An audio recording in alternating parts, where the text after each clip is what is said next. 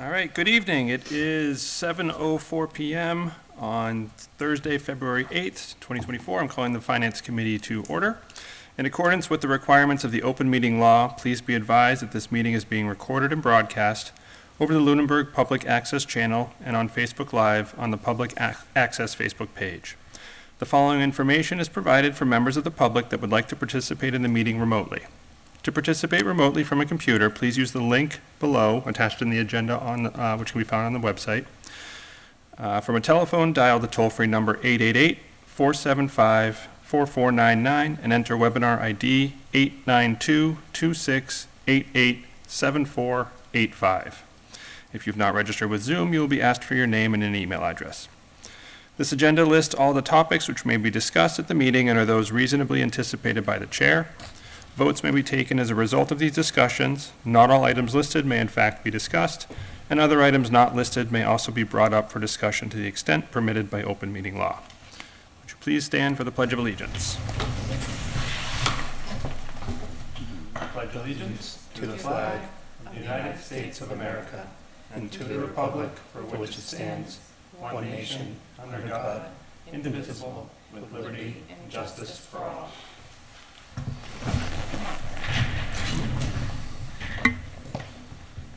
All right. Are there any announcements from the committee this evening? All right. Excellent. Let's move right on to public comment then. Is there any public comment from the public?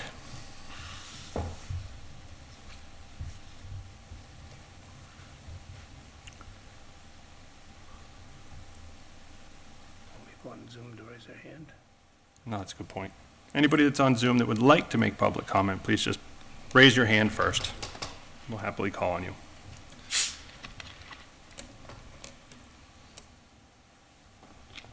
All right, seeing none. Any public comment from the committee this evening? Excellent, we are cruising. All right. Exactly. Moving on to old business. I'm going to skip the town grant writing letter for now. I asked Mr. Passios to draft a letter, and he said he was going to try to get something put together before tonight. So with any luck, he'll have something when he comes over from the Ritter in a little bit. But as he was the one that kind of started the whole conversation, I figure he's a good one to start with. So idea there is we'll get a letter drafted, submit it to the town, the select board, town manager and the select board, and just advocate for the position of a grant writer in town. So moving on to the FY25 budget update and discussion. So these items that I listed here were not necessarily anything beyond just kind of ideas that I had as I was making the agenda. They're not anything specific that we have to talk about, but I wanted to at least get the conversation going regarding the budget to see if there's anything that's come up from the committee in the last 7 days or so since we had our last meeting with the public. As far as budget options go, that is more in line with sort of the whole 30,000 foot view of the budget process. Whether or not we want to start getting into, I anticipate that we're going to probably need to get, and I mentioned this in an email earlier this year, that we're likely going to need to get into a little bit more detail than we typically do in line by line and items this year, just for a sort of a public forward understanding of what's going on with the budget. So that's again the reason why we've asked for some of these budgets so early. And it's going to make the meetings somewhat tedious and lengthy, I think, to walk through them line by line, but I think it's somewhat necessary to do that. One, to build public trust, and two, to really actually do what our charge is, which is to represent the town and put forward a recommendation on the balanced budget, ideally at the end of this.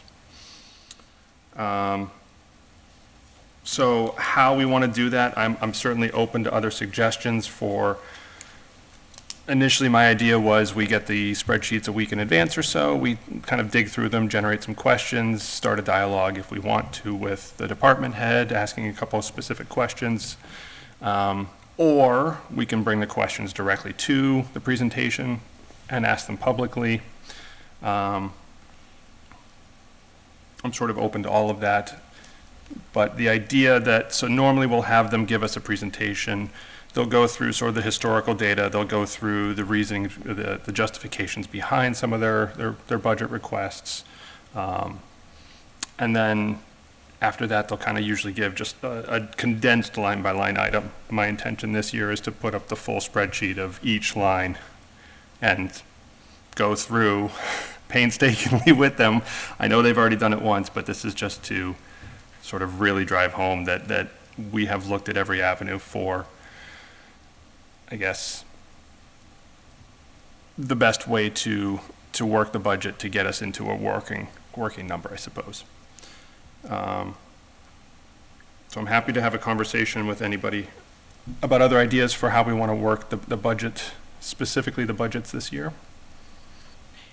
I have, actually, I have a question about that. So I agree with you that I think it would be advantageous to go department by department, and I do think going line by line, especially with historicals of at least 3 years prior, gives you a nice viewpoint of where we're at today and how we've gotten there. My question is, how many departments are there exactly that are submitting budgets to us? Because I understand that we received one giant budget from Heather. We received an updated proposed school department budget, I believe, a couple of days ago for fiscal year '25. But as far as other town departments in Lunenburg, I haven't really seen anything come through. So am I supposed to be looking in a certain place for that information? You won't have it yet. Okay. They're still working on it. So typically the town manager requests, and we actually have we have a couple people in the audience that may be able to answer this better. But to my understanding, the town manager requests of the department heads a kind of a needs-based budget. And then she also requests a budget within the constraints of what she's allocating for an increase year over year. And then the department heads kind of go back and they work their numbers from that, and then they will submit that to her, which she then presents to us next week. But we will not see the light items for quite a while. Historically, it's been a couple of days before we actually have the meeting with that department head. And do we have a number of how many different categories or departments, rather, there are in total? If you count them out, the ones that I have listed, it looks like it's roughly 12. Some of them have been combined in the past. Yeah, so like fire and public schools, Monty Tech, IT and police. But- DPW. So IT and police, those are two different things though, right? Right. Correct. So we will meet with both of those on the same night. Okay, And we will go through both of their budgets on the same night. okay, So publicly, we will have a conversation with them just that evening. We will see their budget a few days to ideally a week before, and then we'll receive their presentation a couple of days before, so we can go through that as well. Their budgets historically will include prior years. It's usually back 2 or 3 years, sometimes 3 or 4. So we'll be able to see kind of trends and what lines have shifted or disappeared entirely or have been added. And there's room for questions on that one. perfect, thank you. And then there's a couple of them, administration, unclassified debt service, other moneyed articles. That's just specific to the town manager. Not a department portion, but it's part of the budget that we actually have to consider as well. Okay, thank you.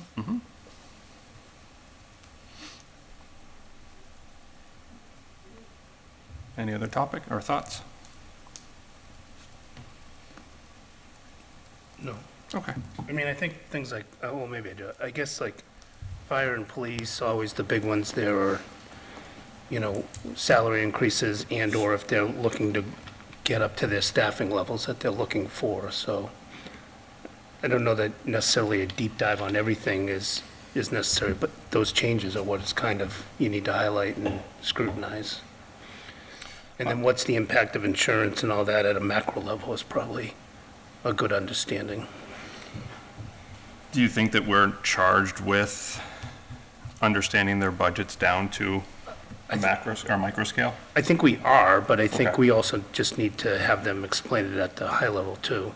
Which is what the presentation starts with, right? Sure, but I mean, again, if we got the budgets a few days beforehand, we can look at them. I don't want to, go through an Excel file for the next 6 weeks. No one can read it on TV anyways, and so I think if it makes sense to do, we need to do, and if it, we should have the data. We should definitely have the details of the data, but the presentation needs to hit on the high nails and. So it was requested to put the presentation that I gave last week on the Finance Committee's website, or webpage, I guess. So I'm wondering if we want to consider working with our webpage a little bit more and actually and having as soon as we receive them, putting those spreadsheets on the website, on our specific page, that we can say, this is the FY25, these are the specific line item budgets for anyone that wants to go and look at it, because I know it's difficult to find them occasionally, especially when they're spread through the school departments over here, the town stuff is over here. I think that would offer a lot of transparency to the people that live in Lunenburg and are interested to know where that money is being proposed to go. Yeah, where it goes, I don't care. I mean, it could go also where town manager puts budget information anyways. Town finances. I do think the school should also be put into that same spot as we go through the budget, so it is one shop, one-stop shopping, but I'm all for transparency through this process. So if you go under here, so and I'm glad you brought that up, the town manager's finance and budget information, I have fiscal year 2019, fiscal year 2024, annual town meeting booklets, and then fiscal year 2024 budget information and town meeting documents. It's not, which does, I guess that one does include, but this one is just the presentations. It's just what was given to us at the actual meetings with the department heads. So it still doesn't give the line item detail in here. It'll have, there are ones that have, some of them I acknowledge do actually have their budget because they're either smaller or they'll put it in there anyways. But a fair number of them do not have the line item detail in the presentations themselves. Okay, but I think if we asked for it, it should also just go into that same location. It shouldn't be one location's better, Okay. even if we had to link to it or something, in my opinion. You mean a link on the webpage for Finance Committee? Like if someone ended up on the finance committee page, we could have a link over to the one spot in the documents, but I think that's a smart idea for it to live in one place, but if you're giving them a pathway to go there, it's a good solution. I think regardless of where they end up, it needs to be immediate. I think once they've been at least presented to us or given to us, that's effectively what's going to be presented to us. And I think, unless there's extenuating circumstances, my only thought that I can come up with is, with the school department having so much work ahead of them, what we've requested as early as possible is, a 95% confidence budget. I could understand that one not necessarily needed to be on the website right away until we have 99.5%, 100% confidence. But I think getting them on there sooner rather than later. so the moment it is sent out to a public board, it is a public document. And I do not think the town should have to go through a FOIA request to get a piece of paper that a public board has been deliberating on. So, I just think there should be transparency through that entire process, and it should be put up there. And the more people can prepare for public comment at a meeting, or during, if they want to wait till public hearing, the better informed everyone is, and the better they can, and I think there has to be markings on documents, and maybe this is preliminary, right? It's not the final, so people understand that. I think people are starting to understand things like that information changes as it gets released, and what becomes an estimate to begin with ultimately becomes a firm number, but Okay. I will reach out to the IT person and to the town manager then and just see what our options are for where they can go and as quick, and how, if, I mean, I'm sure we don't have access to do it ourselves, but how quickly we can get something posted. I mean, I know oftentimes the town manager presents something to select board and then it comes to us 2 days later. If it's, the town side of the ledger, so it may not be, we ask for 48 hours and we often get that. Beyond 48 hours, I don't know, that might be more difficult, but the more time the better, I guess, but Agreed. it's a short season. It is. But that doesn't mean that there isn't time to adequately go through it. Everyone should.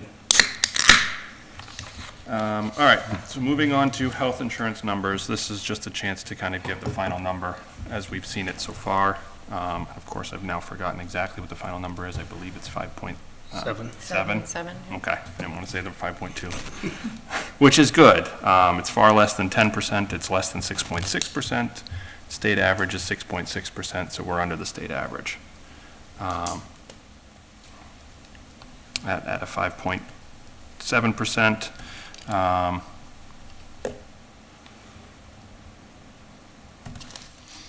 That's going to be good news. It's going to help, I think, substantially with both the town side and the school side,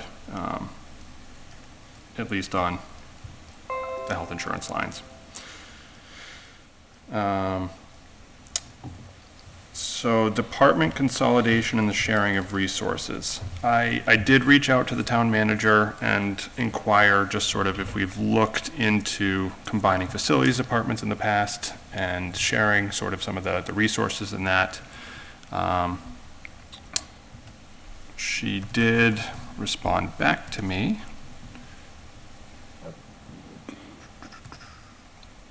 Wrong mailbox.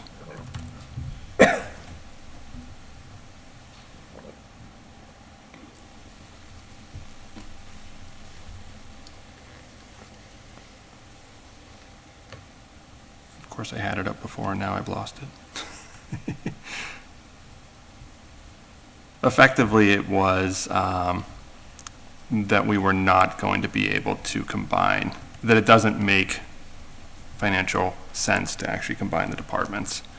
Yeah,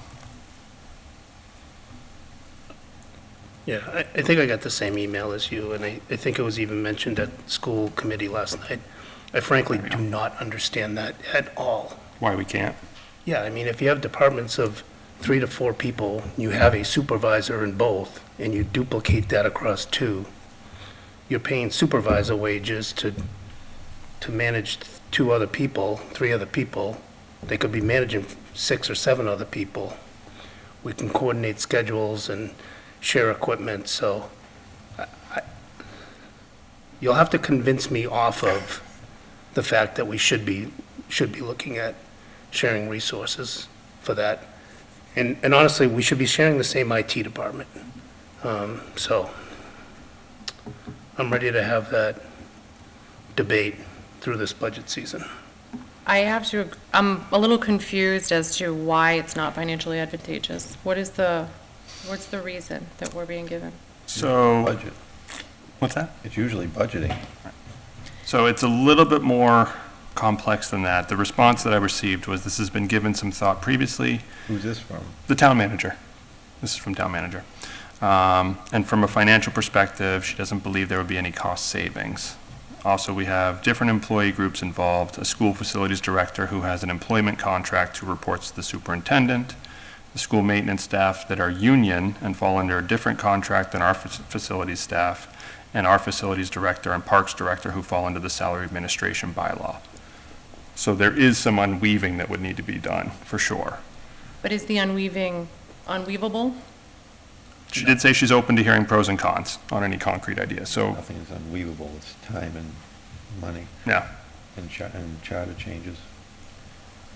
So being in a professional environment, usually these decisions are made based on control, and people do not like to share control. And I think that that's the issue at play here. I think that's part of it, but if you do bring if you do bring the union issue Yeah. and the salary administration issue, that makes it much more complex, and that does make it a lot more difficult to actually separate out. I don't think it's impossible by any stretch.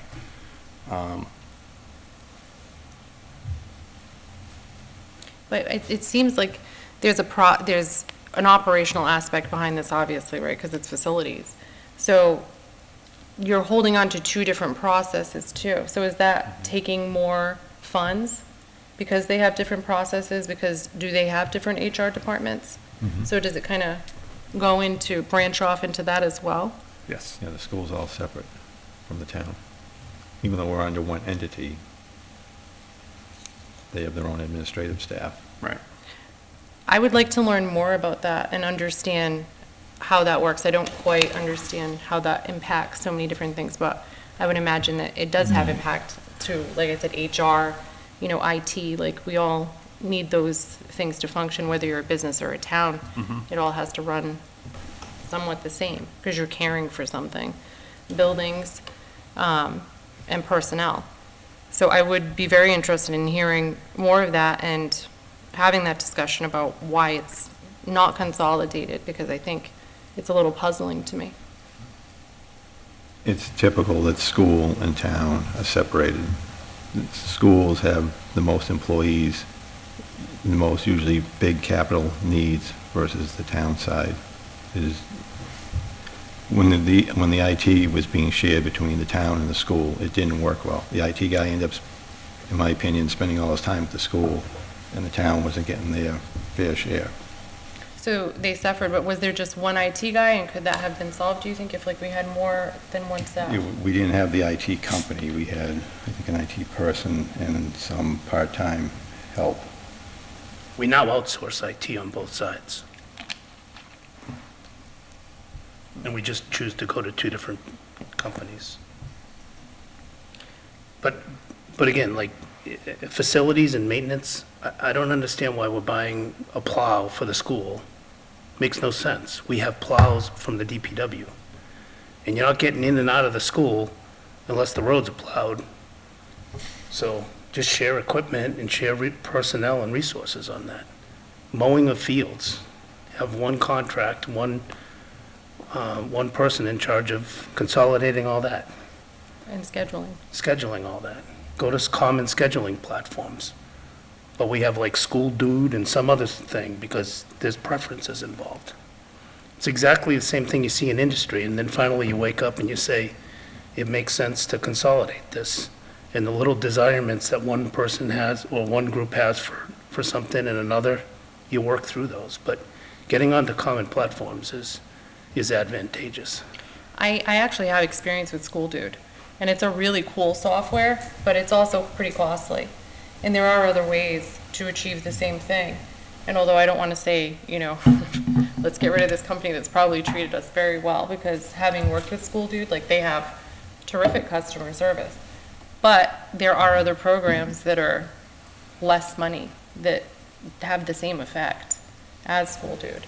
And that could really potentially save things. And if you're talking about consolidation of schedule, it has the ability, a lot of these different programs, and they're cloud-based, so like they're accessible no matter where you are. You don't need to buy the software, you just need internet or wireless, like, tower. So they have classification. So you could say, this is the school class, and there's 15 buildings under the school class, and then there, are public buildings and so on and so forth. And you can build all this in. They're very comprehensive programs, and it would probably save a lot of money and loop two things together. I have to agree with Chris, like, why pay for two plows? Why pay for that when it's a matter of scheduling? And even if you had to hire another person just to traffic control, coordinate where people are going and what they're doing every day, it would potentially save more money than the way we're doing things now, and you're giving another person a job, an employment opportunity. So I think that's something we should absolutely dig more into. I think winter service is a tricky one, though, because we don't have a full-time staff that we use for our plows. we run a deficit with our snow and ice budget, and the school department would not run a deficit. And yes, that's true, we wouldn't be able to get to the schools if we can't get down our roads to begin with. But I guess, I do wonder if we would end up having to spend more money on snow and ice removal over the long term. I don't know if anyone can answer this. What are we spending on snow removal now? A lot. It's like 440. 270, We we got an budget email on it. 275, we budget. Yeah, and we're we already always down. go over, we're over 115. But we do that on purpose. So the way the snow removal works is if we fund it, Well, we yeah. have to keep that funding. We cannot go below that funding. Can't change it, yeah. So we purposely deficit spend. So we set the level low, knowing that we're gonna spend over it in most years, and in some years we may not, if it's a warm year. But once the money's in there, we cannot take it out, other than this. So but we always end up coming back to $300,000, $400,000, $500,000 on snow and ice removal. I mean, I don't know if the finance committee is the committee to advocate for that, though. Oh, I wholeheartedly think we are. We're You the think so? we're the legislature of the Recommend and town. approve. And we're the Recommend only and ones approve. that have oversight into both Review and sides of. recommend. Right. Well, the recommendation, yes, but to facilitate the conversation, I don't know. But you can't do any of it without money. Yep. You can't have operations without finance. It's true. Do we want to have a meeting where we invite facilities Yeah. and the school department, school committee? Yeah, I mean, I intend to ask the questions throughout all the presentations related to that. But if we have them on, so facilities and DPW are March 7th, and public schools are March 14th, and potentially the 21st. So they're not even gonna be here on the same day. We do have, we have one Thursday left. And we may not be able to do it, obviously, for this year, but we could also do it later on, after budget season. Is it true that if, we start to understand this now and look at different avenues, maybe we could present something for next year, because it doesn't seem like this is, something that would go through for this year anyway. But just starting to dig into it to say, what are those options? And will it help the town or will it hurt the town? And it's just, I just want to put out the obvious on this. By not solving this problem and finding monies in these ways, we're either laying off a firefighter, an EMT, a teacher, a DPW worker, or something, right? So some service is not going to come to either the children or the town if we can't find other ways of finding money. On the flip side, this consolidation would also lose people. I don't think you would necessarily. We have open recs, though. So I think it would be consolidating items where we have open recs for. I think we would reclassify supervisors in town. I think it's certainly worth a conversation. is there a standard operating procedure for those departments? To what end? To the end of how they function, their descriptions, team affiliation, like how they work together to match up with the personnel numbers that are being presented for each of them? I don't know. I don't know. I think that's part of the question, though, because if you're looking at, what Chris is saying of trying to work with the money that we have, and instead of throwing it into the same buckets year after year after year, moving it around, trying different things to strategize to not lose an EMT or not lose a teacher, but satisfy the same thing that the town needs, because we still have more than just a school to think about, and the school takes more than 50% of the budget. So it's about restructuring, I think, and being a little creative and saying, okay, we need to move some numbers around and try not to affect things, but if we don't try to change or do anything different or advise that change through finance, then we're not gonna get to that end goal. But the operational piece of it, it's like, okay, if you have 5 people that are responsible for snow removal and 1 supervisor here, and they have the same schedule in event of a snowstorm, how does that all work? And what's the personnel number, and how do you split that money up? Maybe people do end up with title changes and different team affiliation. But if the money's there and it gets shifted around a little bit, it might work. There's actually a lot of different possibilities to what could happen or be possible. So it sounds like we're in unison here, at least for having the conversation with the different departments.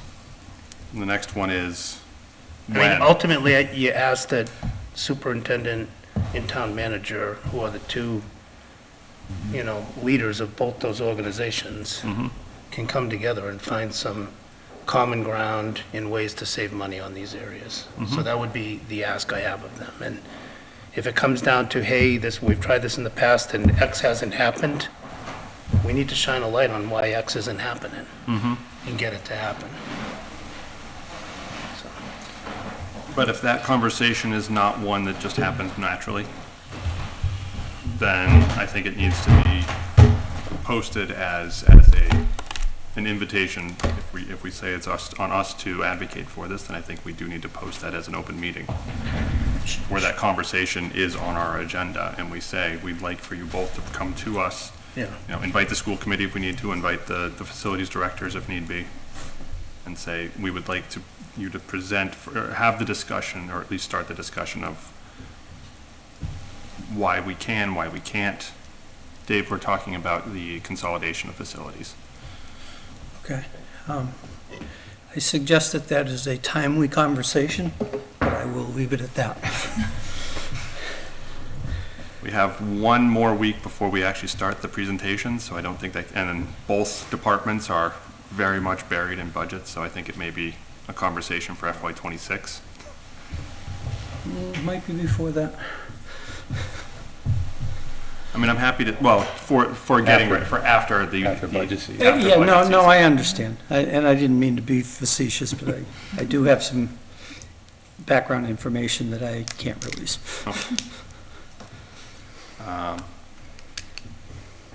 Okay, so I will put it on the agenda for sometime in May or June, after we've had a little bit of rest. July.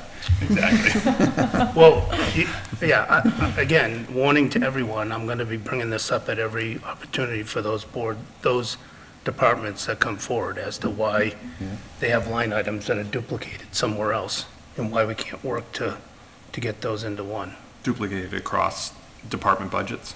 Yeah, facilities, grounds, et cetera. We hired a facilities director on the town side. I don't know why we need another facilities director on the school side. I mean, to me, schools should be educating, not worrying about plowing and mowing grass and other sorts of things. They have enough on their plate with other unfunded mandates, never mind maintaining, grounds and buildings. The town of Linfield is one that we could take a look at when we start into that process. Is that because they have consolidation? I don't know the entire process, but one of our former select board members, actually, I think he may have finally retired now, but he was part of the DPW. And in Linfield, the DPW takes care of all school buildings, all town buildings, and all town and school properties.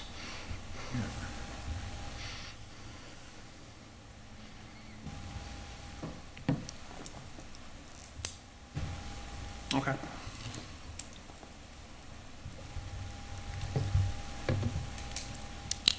I think we certainly start the conversations this budget season with the department heads when they come through, and just say, here's your warning.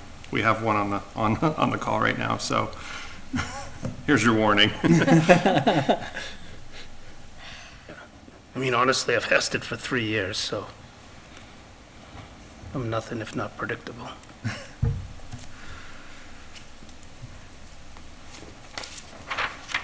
All right. The fun one, the levy override. So this one, I just wanted to put it in the placeholder to see if anybody's moved anything anywhere on this. I did I had some action items from the public after our last meeting. I did reach out to our attorney about the language that was necessary in the exact process. I have heard nothing back. Okay.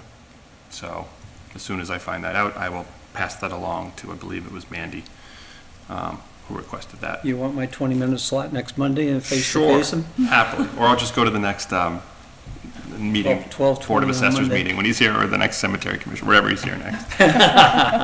Oh, boy. I'm sorry. Yeah, I mean, again, I think if this were to be what the town wants to pursue, I would want it to be with eyes wide open through this entire budget process, and that it went on from the select board, and that we came out of town meeting with, if it passed at ballot, this is what happens, and if it fails at ballot, this is how we arrive at a balanced budget coming out of that, because I don't think we want to be going through the summer trying to balance budgets from a unbalanced budget No. through the,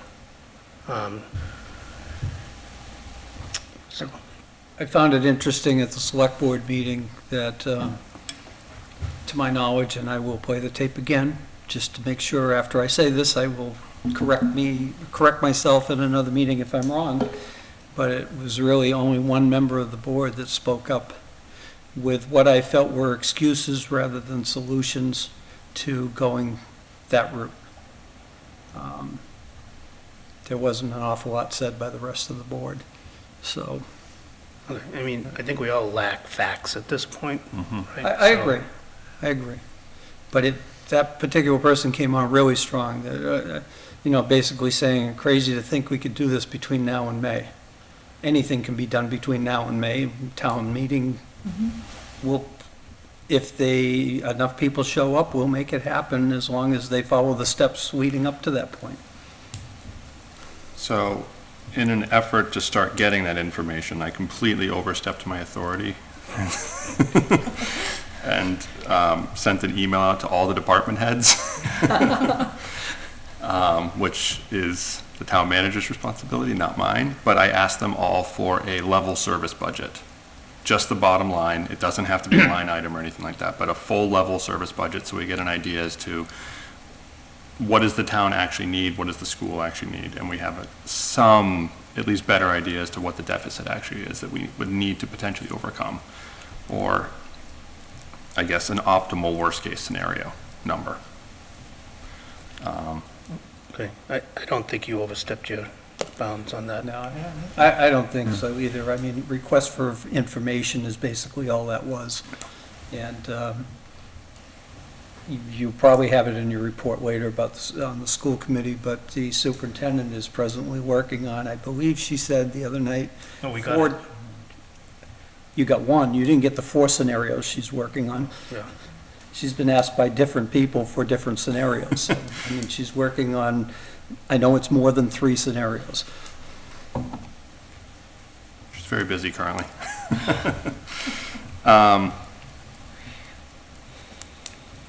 So it's sort of my understanding at this point that,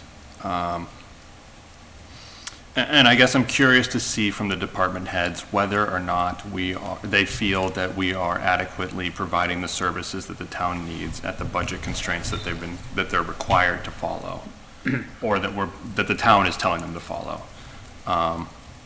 Which I know our revenue does not exclusively come from Prop 2.5. I know our revenue is not restricted only to 2.5% increases per year. We do have the new growth. We do have, 20% coming in from federal aid and state aid. But, and we usually do a conservative estimation of our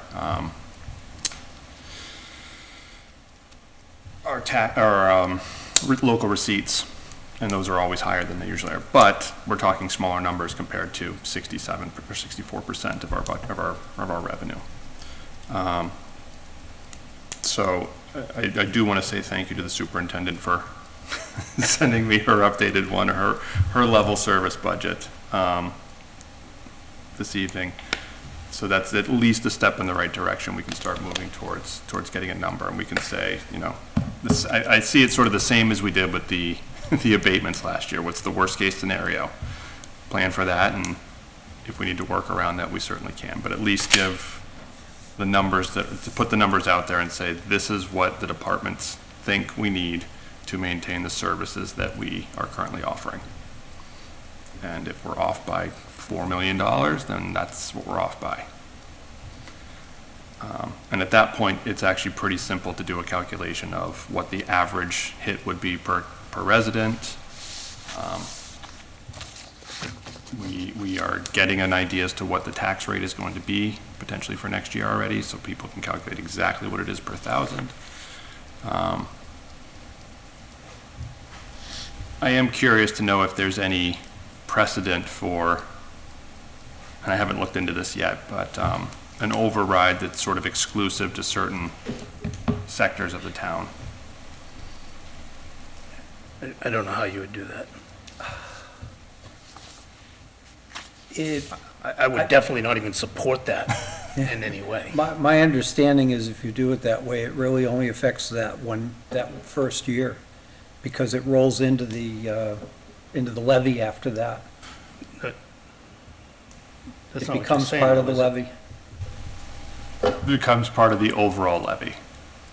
So there would be no discretion as to so yeah, that would actually end up making it more of a tiered approach. Right. You're saying who to increase taxes on though, right?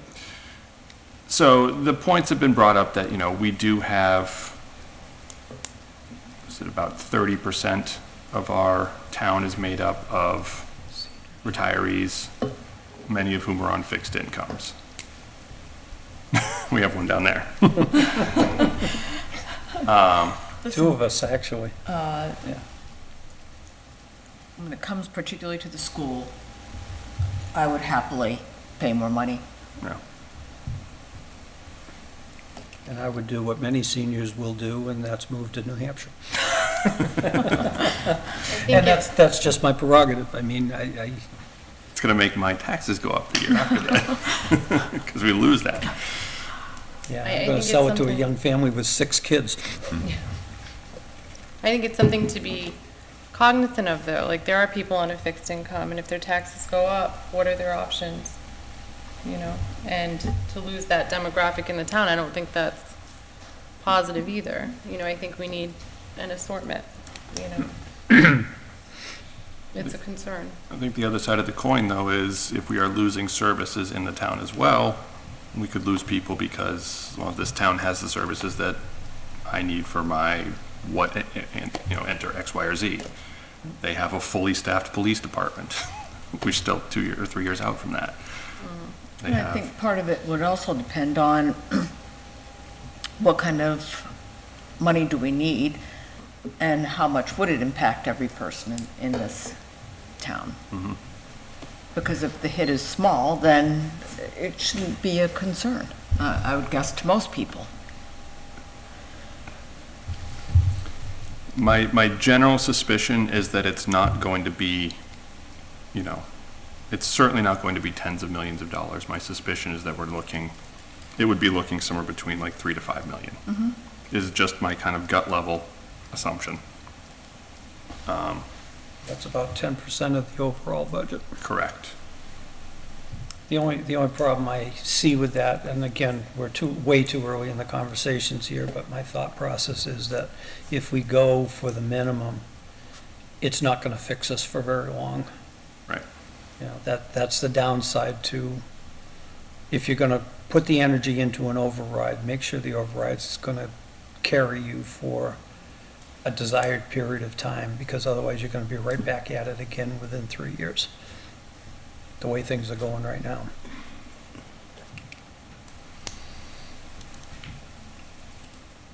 And maybe in that 3 years, the legislature will change that law enough so that it does have flexibility built into it to adjust.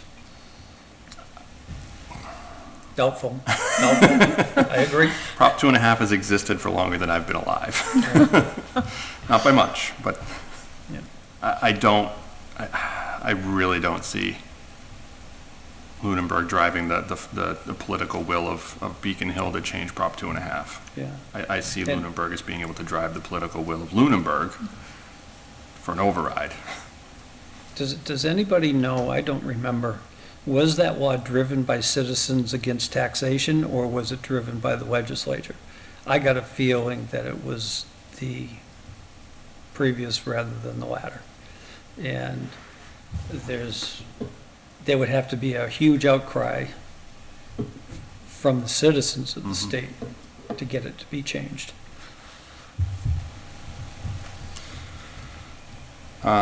So, my idea with, I'm gonna keep this on the agenda for every single week, even through budget season. I wanna be able to put it out there and say, and I think we need to have the conversation of, continue to have the conversation of this is, in order to maintain, our pavement management plan is coming to an end. We're gonna have to redo that one. And are we gonna level service that, or are we going to cut that so that we can maintain the budget minimum? I think the conversation needs to be had, at least to continue to have, of a level service. I agree, it's not gonna fix it for the long term, but effectively, we've been running at a deficit for a number of years here. And it's showing with the open positions that are currently in town.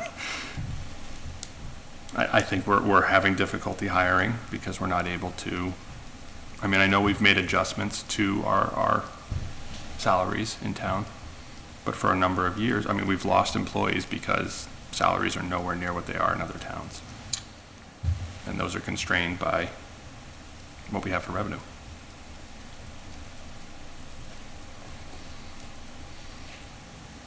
Any other thoughts on overrides? On overrides, no, I still would need to see the data, and it'd have to be a compelling case for it. I think there's other ways of making up money, though. There's fees. There's putting pressure on the legislator to up our Chapter 70 funding by more than 1.5%, to stop removing 40S money from us, to increase our Chapter 90 funding, to start actually giving us money back. And you know what? It's an election year, so go pressure your representatives this year who are up for election, and I think they're contested, to start paying attention to towns like us. I think we also got to start looking towards our neighbors who are in the same situations and start shining a light on this issue. Towns in Pepperell, Groton, Dunstable, all the towns are in the same situation. Low industry, high population, low amount of money given to us in Chapter 70 and 90. We have a millionaire's tax that has actually driven away revenue from this town.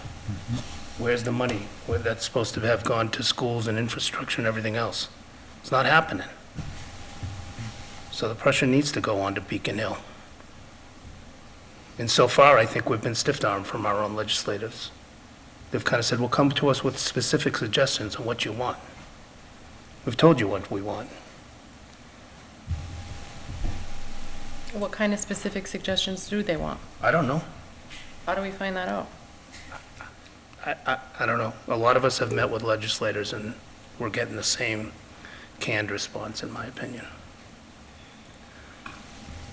What do we want? We want to fill this gap. We want our fair share of the Millionaires Fund. We want Chapter 70 funded at 3% increases a year, 5% increases a year. We want to stop unfunded mandates. Every time there's one of these mandates, it costs us money, and they don't send us money for it. We put in a 40R, and they pull the 40S funding because of some silly calculation that makes no sense. It's got to stop. Well, I don't disagree with you. That's a long-term approach. That's a short-term approach. They can go do it right now. They just do not have the political will to fight against Beacon Hill in the inside 128 belt.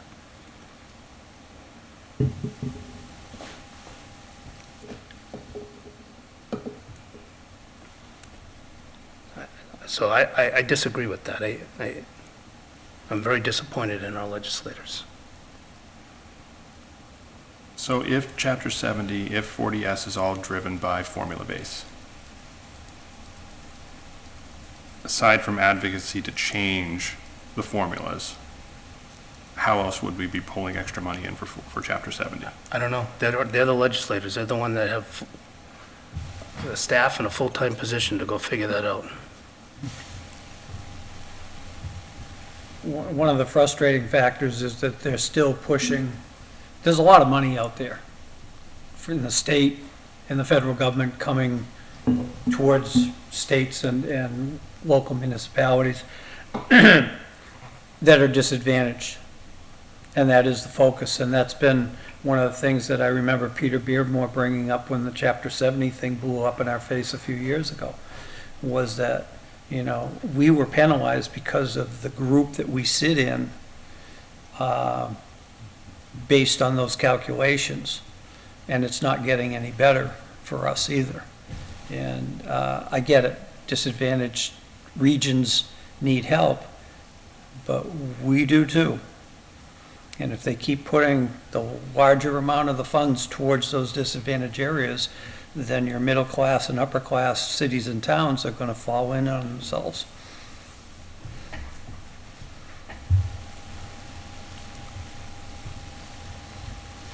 And having more or less junior legislative team for our region is severely hurting us.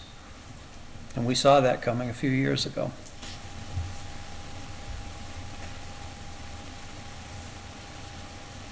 So none of that bodes well for change, Correct. which puts us back in the same position that we're currently in.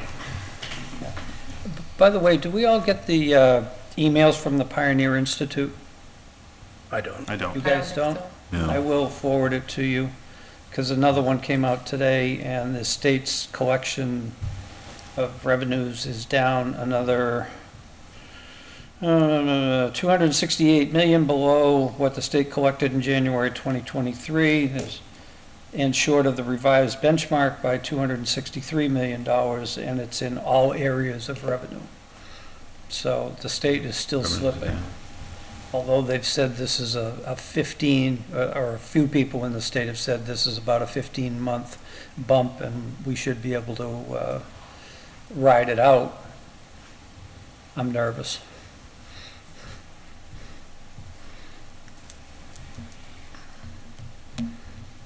So I know last week I said now is not the time to do an override. I think, given where we are within the legislature, that we have junior delegates, that we have delegates that don't seem to be willing to fight against inside the belt, and that we do not have an increase in Chapter 70 coming, we do not have an increase in Chapter 90 coming, we have a decrease in Chapter 40S coming.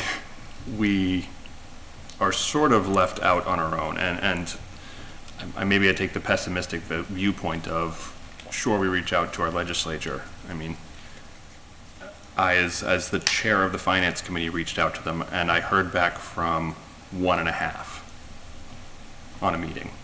I heard back from a director, and I heard back from Kuchmarek directly. And both of them, their response was, well, we've got this meeting planned with a joint meeting with the Select Board and the School Committee, which we have our ideas of.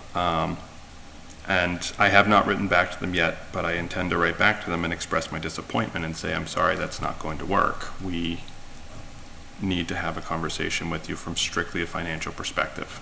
It's not just, yes, I believe the Select Board certainly has to have something that they can advocate for, and the school department is certainly large enough to have the school committee meet with you.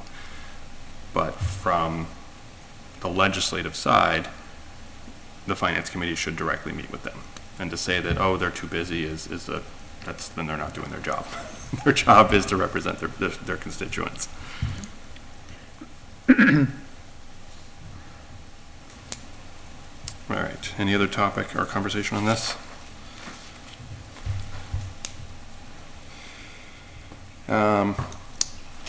So if you give me just 1 second, I just want to read this email before I do the next thing.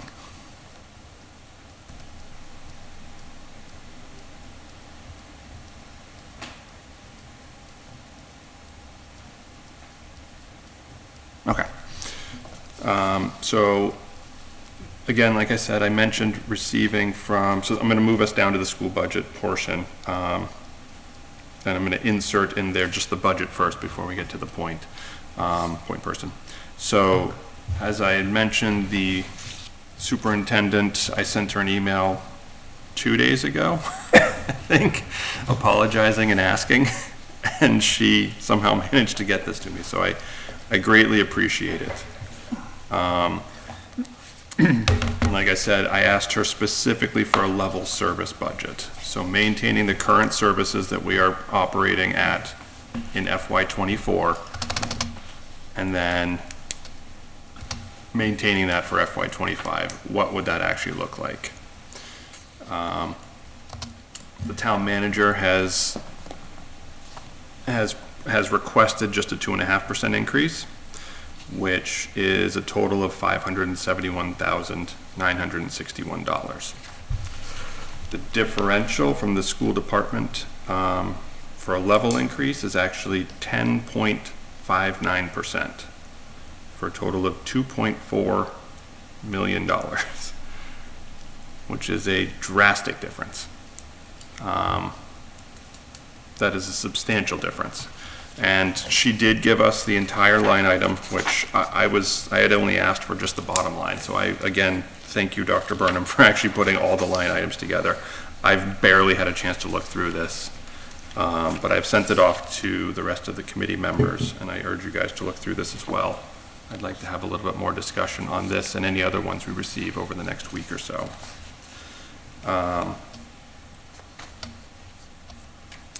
Just to kind of look through it and just get an idea as to where it is that we need to pull from, and if there is something that we need to pull from, and again, give us that baseline number. So at this point, it would look like we're talking about an increase above, if we were to do this, just for the schools specifically, of about 1.85 million or so, which all in all isn't a substantial number. It's not 10 million or anything like that. It's certainly more. But if it's at least sort of a benchmark, and we say that the school makes up just over 50%, if everyone is in the same position as the school, which I know they're not, we're talking, what, roughly, yeah, 3.7 million or so in total. So that's that 3 to 5 where I came from to that number, and that's the high end. This is no indication of what we certainly need, or what we would need to even consider for an override, but it at least gives us a single data point that we can kind of start working from. So before we kind of move on, does anybody have, I know you all received it 2 hours before the meeting tonight, and that is certainly no fault of the superintendent, but is there any discussion on this for now? Yeah, so just a couple of things that I just question is, health insurance was still up 10% in here with a 308K upper. So I wonder if that's a little overstated. Electricity was up 66.2%. So I'd have to understand that one. I didn't think our electricity rate was up that much. So that was the previous, and Dr. Burnham and Ms. Archambault, please correct me if I get this incorrect. The previous facilities director at the school made the estimate for the electricity costs on 2 months' worth of electricity and greatly underestimated the need. And so they have been, since the summer, I believe, the late summer, moving funds from other lines to cover the difference from that. So this is the increase you're seeing there is to actually get us up to what we were supposed to be paying and what we actually ended up paying for this year. Okay, but it was fairly level from the other years. So again, I just need to understand that one.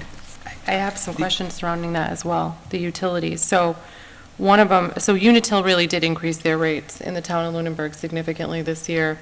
I called Lunenburg sometime around September, or not Lunenburg, I'm sorry. I called Unitil and asked why the rates had increased over 30%. And they said there was a lot of power outages and trees that needed to be dealt with, and they were at a deficit because they didn't plan or maintain what they were supposed to on time and appropriately, therefore it's increased the rates. So is there an aggregate rate, because it's a school district, and I truly don't know this, like, are we able to lock a rate in? Because with Unitil, you can't lock rates in even for businesses. And National Grid is not that way. You can lock rates in and have third-party suppliers and aggregate rates. So are we taking advantage of aggregate rates? Is that offered to us? Yeah. And the town manager has announced that she's already been in discussions for the renewal, which happens in 2024, and that the rate is expected to go down from where we are now. So, that budgeting that you see in front of you is extremely conservative. Okay. And even the problem's gonna be that even the insurance budgeting going forward, until MIA gives better guidance in years going forward, the initial's gonna be 10%, until the adjustments like we got in February come through. Thank you for answering that. The other question I had was, building maintenance was up 100K. So I'm not expecting answers to these tonight, but just things that kind of pop up. And then, collaborative tuitions was up 180K, and I understand how that can work. But does that factor in any estimations on the circuit breakers and the revenue to offset that? Would be a question. And then transportation. I liked the idea that was floated around eliminating a bus and keeping the before and after school children in the schools, as was outlined. I think that's a good idea. I think that could also lead towards starting to shut down wings of TC Passios and not having to do maintenance and that sort of thing on it. Because I personally don't see a future use for TC Passios, but, so the more we can vacate that, perhaps we can get capital projects and other, townwide costs into the operating budget and outside of maintenance and facilities and stuff like that, so. So those were the five that kind of popped up quickly. I did hear that perhaps town manager asked for a slightly different ask, which was level funded minus ESSER funds, which I think is probably the perhaps a better ask, because we did know ESSER funds were eliminated. We should have been planning for that, and therefore level service would have fallen off from that. I also asked for a population breakdown, and I'm going to follow up again with I know she's listening, follow up with the superintendent, because I'd really like to see the population numbers of the last 3 years in the school district, because nobody's talking about that. Student enrollment population Student numbers? enrollments. It's available.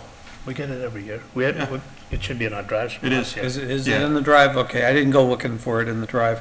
I was just basing it off the spreadsheet that I was able to access in the historic records, and I was able to post 10 years' worth of information off of 2 pages of spreadsheet, showing the growth in the 50s and early 60s. And I don't need that wide of a view. All I need is the last 3 years. Because we talk about cutting 27 classes with the number of positions we're cutting, say in the high school and middle school, or whatever that part of the district was. But how many students is that really affecting? Is it just consolidating them into a few less electives and brings the class size in the high school from 6 to 14? Or does it affect them differently? We're not hearing anything about that. It's been discussed a lot at the school committee meetings. Okay. Well, the most recent, and I did not watch the school committee meeting from last night, so my information's probably a week older than that, or 2 weeks older than that. But the superintendent's second proposed budget that she gave, I believe, at the end of January 25th or something like that, the class size increases were not that large, and that's every grade. It might have been a student or two on average per class, so nothing more than that. But historically, the numbers that I can remember over the past few years is that in the younger grades, yes, they're packed in pretty solid, but with the exception of what's called, or always called, an anomaly year, which we seem 2031. to have every about 5 years, the class sizes dwindle as they get into the end of middle school and into high school because, the kids go off in different directions, choice, so on and so forth. So it's always been questioned, well, how many kids are there really in this special or that special? Or, are you maintaining a position for 7 students in French or something like that, whatever. The current bubble year is 2031, because my daughter's in it. And I will say too, for anybody that hasn't watched the school committee meeting from Wednesday night, there were some very passionate teenagers here, very well-spoken teenagers, and asked some questions because they didn't understand certain things and got their questions answered, but they had really smart comments, were able to speak very clearly, some a little obviously nervous, but they got comfortable more as the evening went on. And I, including the teachers that were here, were incredibly proud. I've never seen that before in a budget process. Especially back in my day, the students had nothing to do with this process, absolutely nothing. And they were speaking out mostly for the extracurricular stuff, which always is the first thing they go after. And of course, you go after the athletic department because that stirs up the most smoke, in this town anyway. And then music and band and those types of things. And they put out a passionate plea last night that swayed at least a couple of these committee members to ask that those be reinstated in the budget process. It's very encouraging to see a younger generation start to get involved and excited about how this is affecting them. And I very strongly personally believe that it is incredibly important to have arts because it does support academic learning. And it does a lot more than just support academic learning. It's a confidence booster for these younger people, and it shows them pathways for their own future. This is what I'm interested in, this is what I love, this is something I can make a career out of and be happy. And there's a lot of positive benefits to that. So I'm also I'm encouraged but inspired to see younger people standing up and getting involved. I think Lunenburg needs more of that. Very much. And I stopped short of saying anything about it last night, but I just want to remember the younger generation that I believe the voting age is 18. So some of our seniors and maybe even juniors in high school are eligible to vote at town meeting if they're registered. Wouldn't that be fantastic? Bring your friends. Yes. So as far as the questions that were raised, I think it's probably best, if you do have questions about them, you can either wait until the presentation, which I think is too long, or if you want to just send them directly to the superintendent. I would certainly give them the opportunity to speak now if they wanted to, but I certainly don't think that they need to be put on the spot for this. It was kind of a last-minute request. Yeah, I don't need an answer right now. Just things that kind of popped up as being questionable and maybe areas for further review. And these are exactly the questions that I want to ask Yeah. at the presentations. Why is this here? What is this? Where did that go? All of your questions, Chris, were on my list of questions as well. So thank you for asking them. There was just one other one that I had, and again, I don't need, I'm not looking for an answer tonight, but the high school guidance counselor is proposed at a very significant increase. So it would be nice to know why we've gone from $154,000 to $238,000 on that line item. Because that's a large number, and I'd like to dig into that a little bit more myself. And then you have social workers put down on social worker salaries where that's not existed previously for the elementary school, and it's an $87,000 line item this year. So I'd like to understand what the thought process is on those budget line items, really surrounding guidance counselors, because in some scenarios, you have an elementary school guidance counselor that's going from 87 to 63, but then the elementary school social worker goes from 0 to 87. So I'd like to understand that. I have a child in the elementary school. It's personal to me as well. But I know that a lot of other parents want to know what's happening with guidance and social work and, you know, that emotional social piece for their children that are in school. So I think as a town, it would be nice to have some answers for parents with kids, you know, in the school system, not just in the elementary school, but also, you know, in the primary school, because they're gonna go up there. So I think it's fair to say what kind of support, you know, is being offered in that area as it is affecting the budget, you know, pretty significantly. Like, those are large numbers. So at some point, you know, I'd like to understand that a little bit better myself.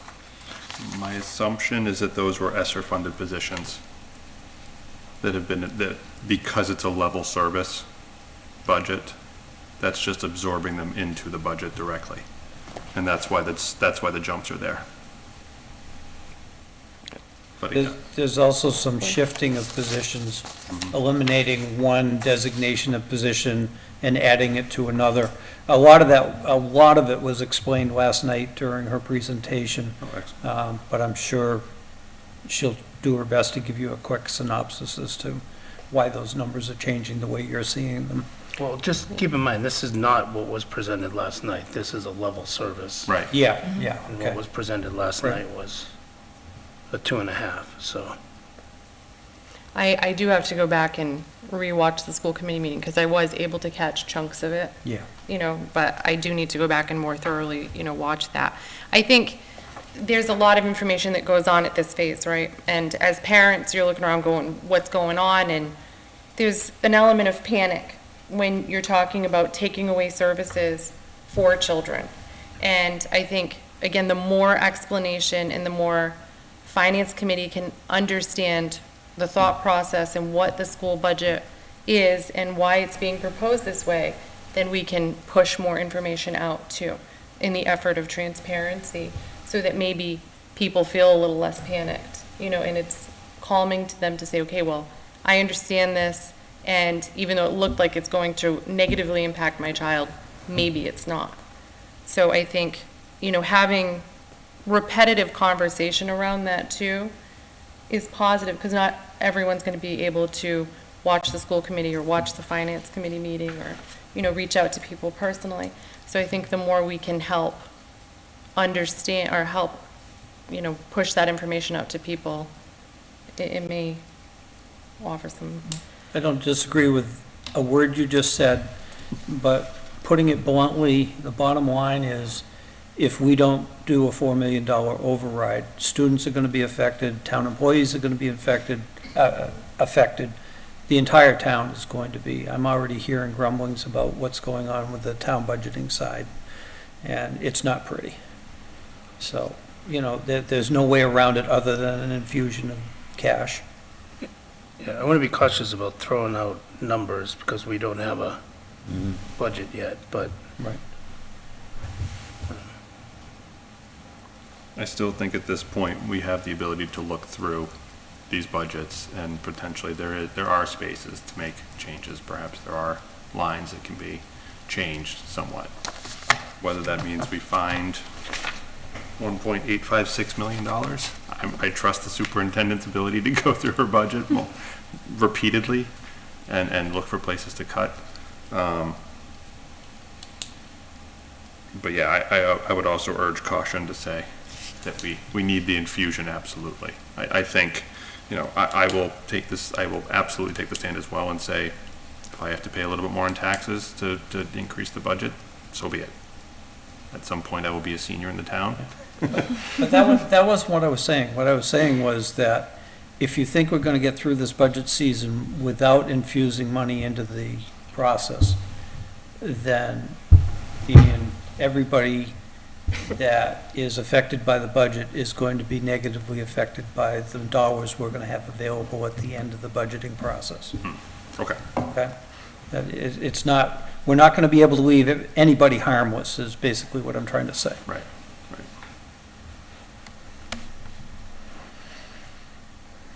Any other discussion on this? Ms. Archambault, Ms. Burnham, if either one of you would like to say anything, I'm happy to have you guys speak up. If not, we can certainly move on to the next topic. Just don't feel any pressure to say anything.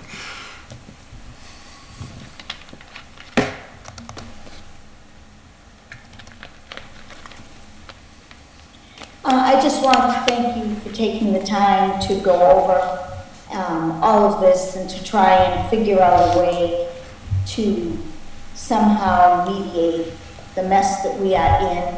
I have spoken to all three legislators about it, and I would agree with Chris, I didn't get very far. And just thank you for the time, that's all. Thank you. All right, so last item on this one is the school budget point person update. Have we had any communication? I did speak with the superintendent today, and with the 2.5 budget, it's a little bit from here and a little bit from there. So maintenance people, custodians, teachers, guidance counselors, social workers. And even beyond that, they're meeting with additional expenses, like they're not compliant with reverse 911. That's another $20,000. And there are other things, I think, that are coming down the pike, so it's not a happy picture for the school. Yeah, I've gathered that as well. Thank you. So that moves us through the budget update. Before we close this one out, any other thoughts, concerns, questions, comments, queries on the budget before we finish this one out for tonight? Just one to get an answer on, I don't know if it's from town manager or superintendent, it's just how that circuit breaker funding works on On 40S? special ed. On the line that you were talking about, the last one there? Yeah, so if there's certain charges related to special education and transportation, there is a circuit breaker that kicks in that makes it so that towns don't bear all the burden of that cost, because, certain circumstances can be hard for an individual town to deal with. I just don't know how that process works and how we've calculated into our budget or not. Collaborative tuition specifically, or just all I of don't the know. circuit breaker? Yeah, I assume it's that one, just with the upper. I could probably ask my son-in-law and get an answer, but I think the whole town may need an answer. Okay.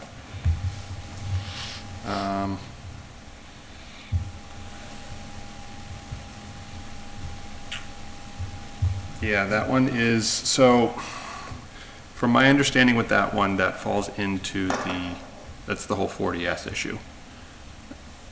And, because that's exactly what that's for, it's the Smart Growth Program, correct? Which tracks with the circuit breaker as well. I don't know how there is maybe there's a relationship between them, but I don't know. Okay.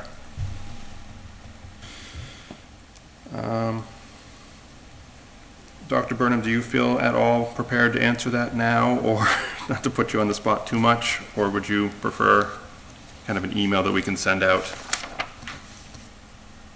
I think an email summarizing all the points that you would like addressed would be helpful.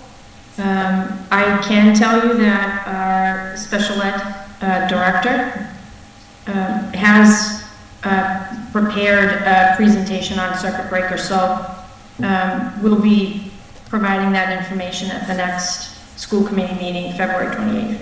Great, Excellent. Thank you very much. Okay. Town grant writer letter. Dave, you want to kick this one for a week? Yeah, I appreciate you holding that off. I apologize, but as some of you may or may not know, I have something going on relative to Marshall Park and the Historic Commission, and at the moment, I can't afford to miss the deliberations on that. Where am I? I did manage to scribble some notes down, actually last night while I was sitting over there on the table, at the table. And it's nice to see the boxes gone finally, because I was trying to look at people in the audience and I had all these boxes in front of me of old telephones and so on and so forth. So, this line item here came about through a message I sent back to the chair after the select board meeting, shortly after our past meeting. And their representative brought back the basic information that we had voted to recommend a grant writer position be included in the 2025 budget. And basically, the answer we got, and I don't remember who it was from, it was basically, the town manager says it depends on funding, availability of funding. And that wasn't the intent of my motion for the vote that we took. My intent was that we bring it forward formally to the town manager and to the select board in, I was hoping we could do it just through the vote and verbally, but obviously that wasn't effective. So now I'd like us to formulate a letter, a formal letter, urgently recommending the inclusion of a grant writing position in some form for the next budget season.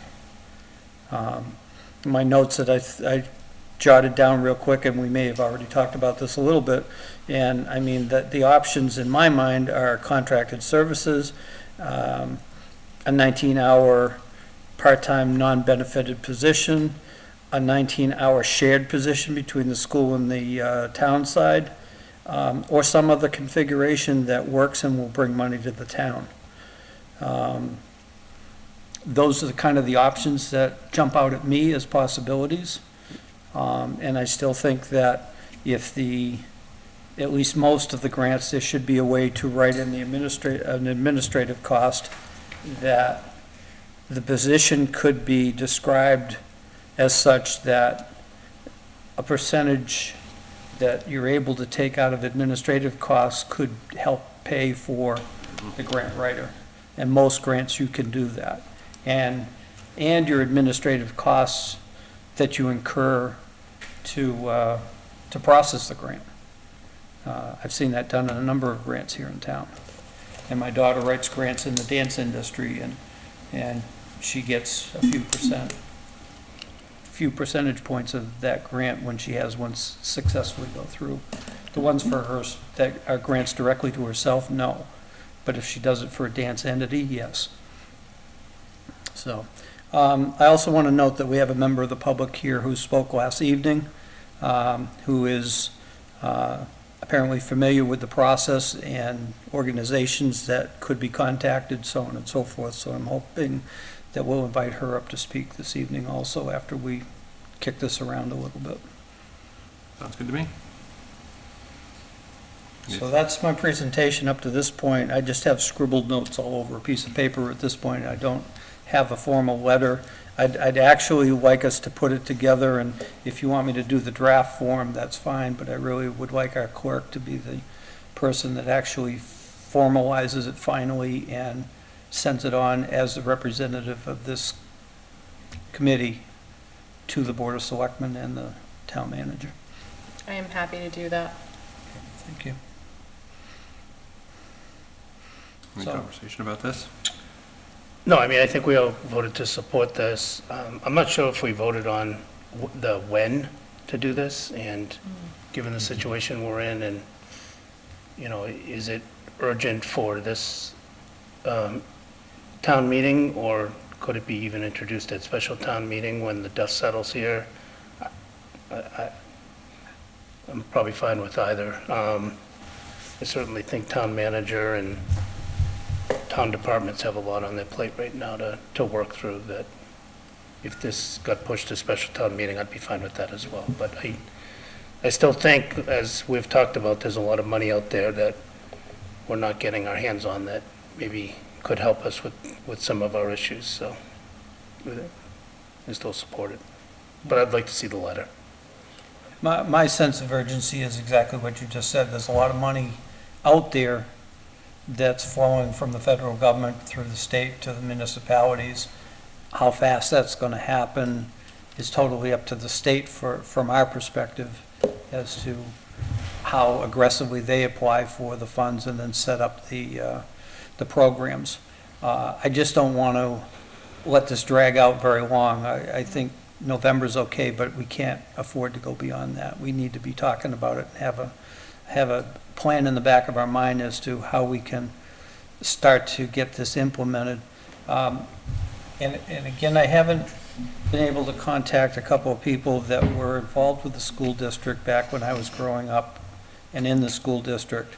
But there was a gentleman by the name of Bert Goodrich, who was, I believe, an assistant superintendent back then. And my recollection is that one of his primary duties was to apply for grants and bring money into the school district. Now, that would have been back in the 60s. We've never had a position with a specific goal as a right grantor or part of a position that was specifically, job description was to bring grant money in. I think that may solve some of the income crisis that we're facing as a town. And what do we have to lose? Correct. And it's not my wheelhouse, grants, but from what I've learned very, very recently, there is money out there. It just, it takes that effort and that time to put that information together. So what are some suggestions on a timeline for a first draft of this letter? When would people like to see that? Let's see. I mean, I'm of the mindset that, and I realize that if this is a benefited position, the number is not just the salary. So be it. But if it's not if there are 19 hours non-benefited, and even if we're talking $50,000, it's not even 0.2% of the budget. It's 0.11% of roughly 0.11% of the budget. If we can't somehow find that within our omnibus budget somewhere, I think it's foolish to. Well, I don't think it's foolish. I think it's a waste of time to wait, because there are funds that are out there, and this position could theoretically pay for itself before next annual town meeting. Right. So for me, I would advocate to put it on the FY25 budget, which would mean sooner rather than later. Yeah. So, let's see, we're meeting weekly.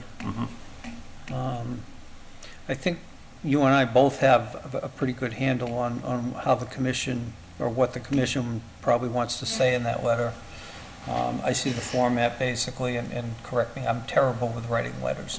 I can pull it together over a 2-week period and rewrite it 10 times, but I think, it in the body of the letter, basically, the beginning of it announces what we're proposing and why we're proposing it. Right. And then our perception of what it could be. And then I'm not quite sure what the third section is, but a closing wrap-up of the whole thing, and, impressing that we are going to press for this. So in the next 6 days, I can get a draft together, if not a letter that's more formalized. Yeah, I think the process, if we want to do it within a short time frame, if we can get a draft together before the next meeting, then we can finalize and tweak that in open meeting, and probably, if there's no major tweaks, vote and authorize you to make the changes that we talked about in that meeting, and then the letter's ready to go. Okay, I'm happy and willing to try my best to get a draft together for our next meeting next week. If something comes up unexpectedly and I'm not able to provide that draft on Thursday, I'll reach out to Mr. Waters, our That's chair, and totally let him fine. know. It's on the agenda, we don't have anything, we just skip it. Right. Yep. Okay. As someone that took forever to write the report last year, to the point where we didn't get it printed in the warrant, I'm not going to hold you to it at all. Okay. Isn't that, I'm tasked with writing. Because it's not going to be me. Okay, I'm looking forward to it. Let's Mr. go. Chair, before we move off of this subject, could we invite the member of the public? Because I really think she has some pertinent information that she could share with us. I just want to make sure we get through our conversation with it first. Okay. If there's anything else. Any other thoughts on this one? No. All right. Would the member of the public like to come up and have a conversation? I'm sorry, I don't remember names until I write them down, That's so. all right. I'm Laura Baruchin, 389 Malpas Road. I have an 8th grader in the system, and I have a special needs 16-year-old as well. They did fantastic yesterday. They really did. They did. Just really impressive.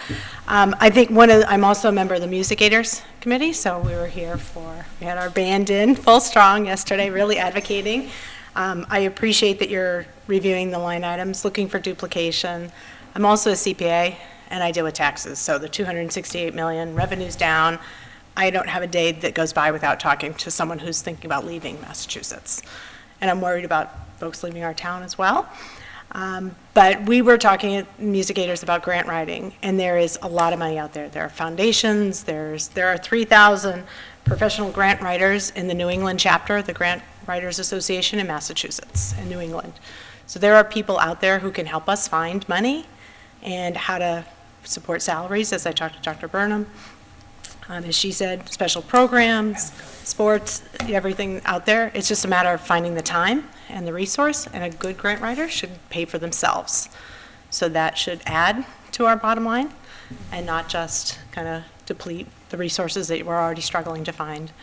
I agree that I think there needs to be some look at the override, because all we're doing, and I'm very nervous about, if we make this year work, next year's not going to work. There's only so much that can come out, and 1 + 1 has to equal 2. I mean, we've got to find ways to be smarter, and then we've got to look for ways that we can add to the revenue sources that are coming in, whether that's through an assessment on the current town, the households, or whether that's something where we can bring in revenue from another source, because it's just not, the math's just not going to work. And there is money out there, so it's just a matter of finding it. I reached out to Mr. Sheldon, like, what do you need for the music program? What can we do as music aiders? And we have another parent on our committee as well, who writes grants. Now, it's in the scientific field, but, so what can we do to help too? The parents I know want to help, want to get involved and find a solution within the bounds of what we can do as well. But I think that's really what we've got to look at. We've got to think outside of what we've been traditionally doing and find other sources to bring the revenue in for our town and for our kids. Thank you very much. Thank you. Thank you. The Grant Writers Association of New England, is that a membership-based? It is, yeah. Is it municipality memberships or just individual people that It are? looks like individuals, but like, you can look, and there are 39 jobs currently listed on Indeed looking for grant writers. Framingham has one. So, I mean, there's lots of information out there with just a simple Google search of where to find the right grant writer, because you're looking for something not in the nonprofit area, but you're looking for something for someone who's familiar with education grants. Where's that money? Where's the national, education associations, things like that, the federal grants, state grants, everything.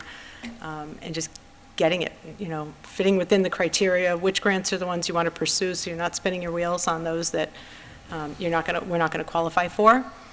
But really looking to find someone who understands municipalities, town, budgets, and what can we get. That's what we've got to find. You find the right person, and like I said, they should pay for themselves. I sit on 2 nonprofit boards as well, and both of them, we write grants. I mean, it's what you do. It's how you make nonprofits work. It's how you make town work. So. Right. And as I think you were saying a few minutes ago too, that this is a stopgap type of thing and can be ongoing to supplement revenues, but it's not a permanent fix.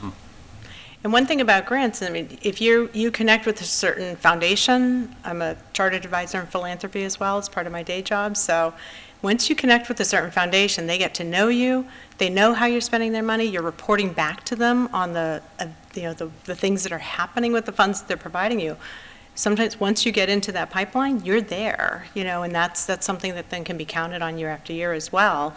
So that an initial investment is your investment, but that return can be a multiple, when, someone gets to know you and know how you're shepherding the funds that they're giving you and providing them information and everything as well. So it's really something where it can have a multiple payback as well, so.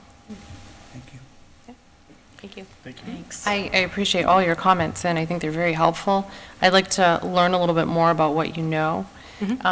So if you're not adverse to exchanging emails, Yeah. I'd like to understand more about the grant process and the organizations that you're affiliated with and how we can potentially wrangle that into Lunenburg. No problem. Thank you. Thank you. Thank you very much.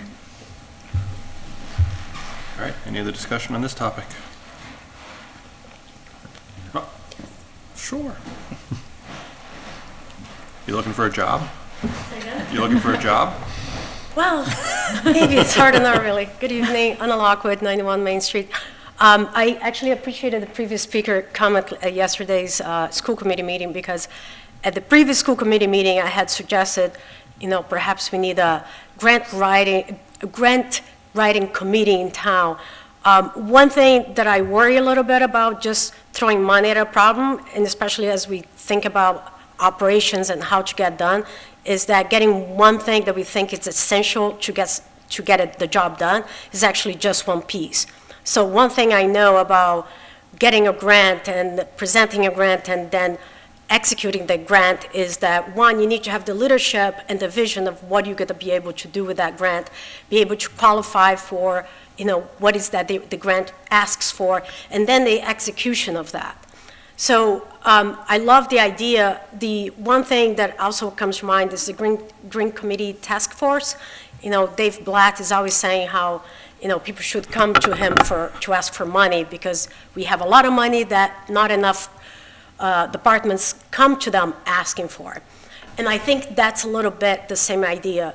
I think it would be great if we could institutionalize a group of people that are like, the previous speaker, who have experience with grants, who could guide us through it. And perhaps the way to work this is to save some money under the contractual services that we do have it as part of our town budget, and just increase that with the idea that we're going to save that for paying for grant writing services. And maybe that committee would be the one kind of trying to create that match with, local towns, boards and committees, and their needs, what they're looking for, and passing the information. The grant trail that is in town, it's, just having the land, previously it was Adam who was there. He would send that, whenever that came out, he would send it out to everyone who was involved on that. So that's the first communication. So anyway, my point is, I don't think it's just throwing money at a problem, of hiring someone or putting money on the budget, is to kind of organize it in a way that we can actually execute it. And that's what we really, when we ask the town to consider, is to think how to, not just what we want.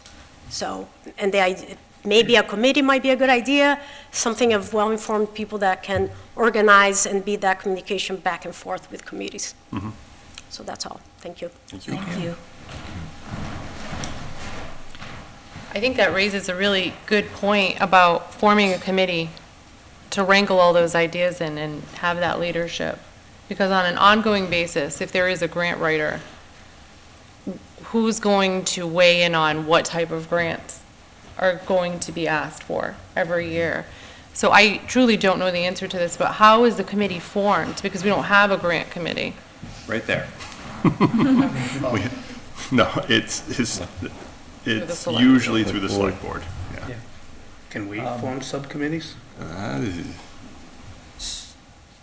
A couple of the Good people that question. were grant writers that I sat with during MMA, I still don't know if that was their full-time job with the municipality or not, but I remember one of them telling me that, you know, all of the town departments and/or committees or whatever formulate something in their mind that they want to do, and they call her and say, this is what we talked about at the last meeting, we're wondering if grant money's available for it, and then she runs with it.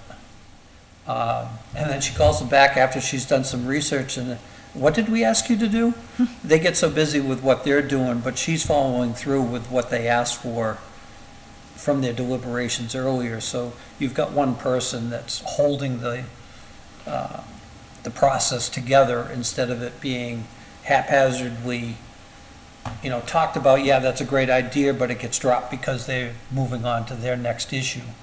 I don't necessarily agree that there needs to be a committee.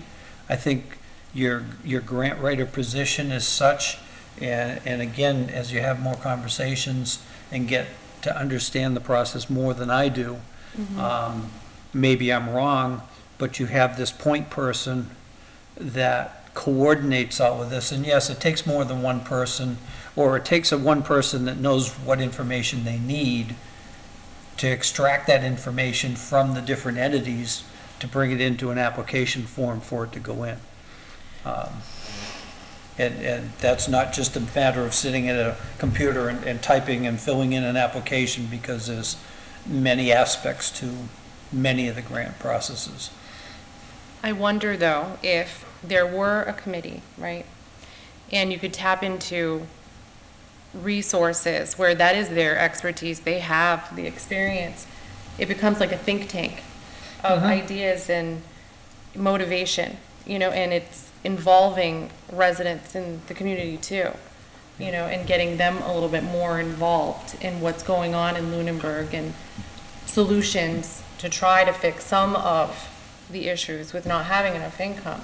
So I don't really know, you know, if it's one way or the next. I don't really know how I feel about it, you know, yet to make that decision. But I think I like the conversation, and I do see some positive benefits to that.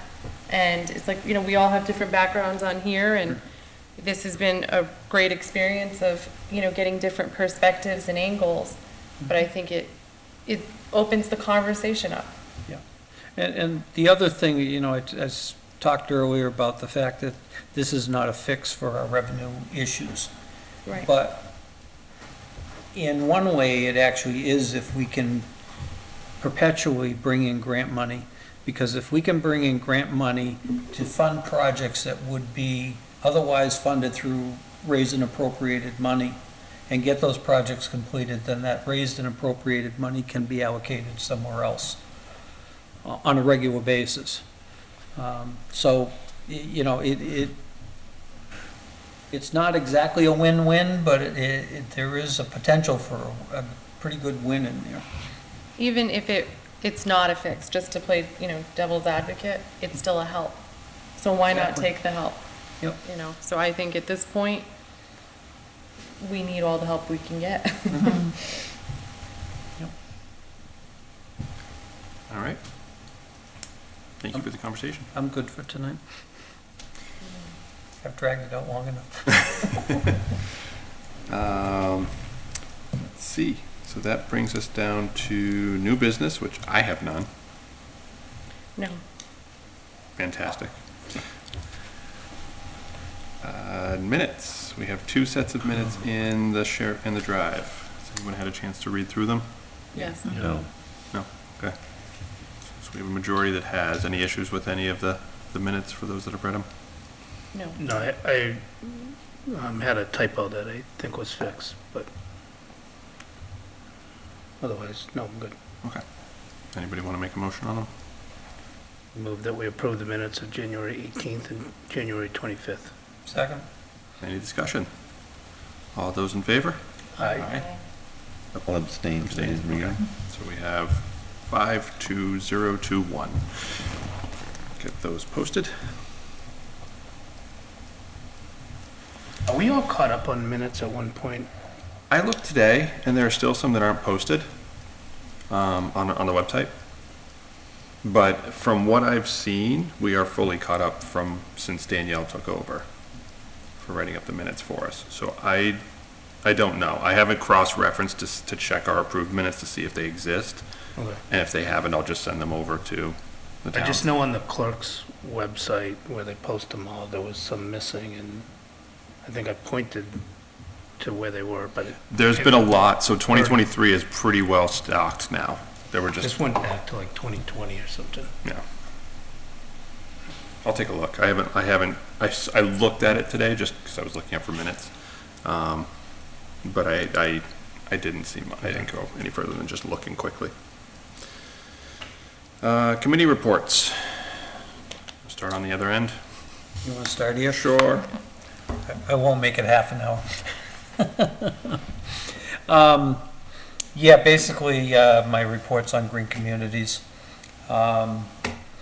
We had that meeting with Kelly Brown on Zoom with us.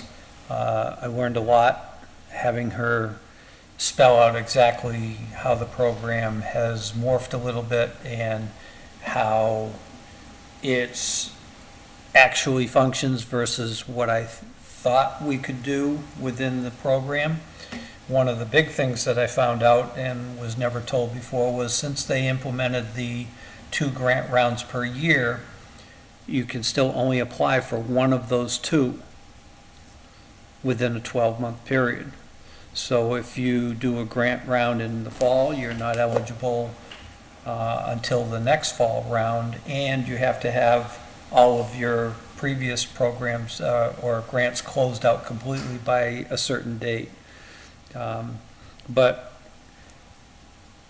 it actually makes a lot more sense because it's very difficult to close out a grant that's awarded and be ready for, in less than 6 months, to go to another grant round. We do have a couple of other things coming up against us also, in that presently our cap is $200,000 per grant round.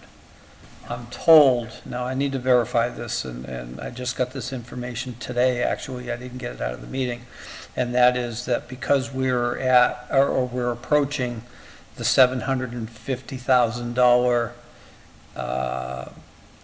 awarded a number of grant dollars since we started, that our grant maximum is, after the next round we max out, is going to drop to $100,000 a year. So there's a little bit of a difference there. So it's going to affect our ability on how much we can bring in and, going forward. It's not set in stone yet, but it looks like we're going to attempt to get into the April grant round. The streetlight project and all of that should be closed out well within the time periods required. And because the sewer commission is far enough along with their pump station upgrade proposals, and they've already been looking for quotes, and they have the backup money that would be in addition to $200,000 if we can get it for them. It gives us a great opportunity because we don't have to go to town meeting for funding for the balance. So at this point, I believe the DPW director and the sewer commission are working feverishly to get the form filled out to make sure that it's eligible for the grant program. And I believe that's going to be pushed forward in April.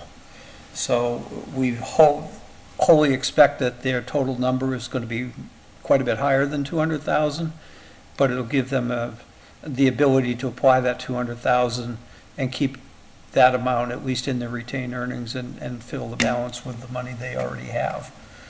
So that's the rationale. I mean, at one point we were talking about waiting until fall of next year, and then later on in the meeting, talking about this one project that is far enough along and has alternate funding that it made sense to do an April round.